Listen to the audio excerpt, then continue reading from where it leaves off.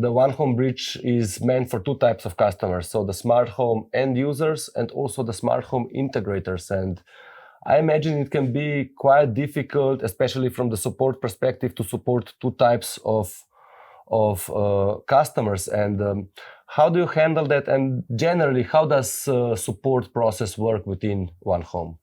That's a great question. Support is very interesting, especially like you mentioned, we have two types of customers, and customers who integrate the device themselves and integrators who are well aware of the smart home standards and the terminology.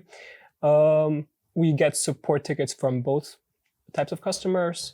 I can't say we prioritize integrators. It's just that usually their tickets get solved much faster because they speak, let's say, the language. So usually they can identify in a technical way what the problem is. So we try to help them and propose solutions, what could be a potential fix.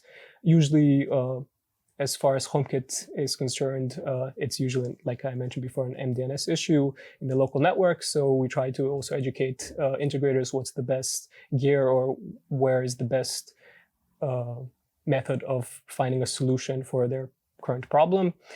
And customers, we have a very big range of end customers. Some are even more technical than, let's say, the smart home integrators. More than us. More than us, definitely. They mention they're programmers or engineers, and we can talk technical. So it's interesting, definitely, to talk to these types of customers. Usually their tickets get solved very fast because we're also usually in highly technical support tickets involved, the engineering team. With other customers, we try to have a very simple, let's say, onboarding process or a step-by-step solution guide on what to do when their setup doesn't work. Usually things are resolved very fast because it's usually just a configuration issue, especially since customers, we try to make the product simple as possible. So with the automated algorithm, we automatically, let's say, configure the KNX installation configuration.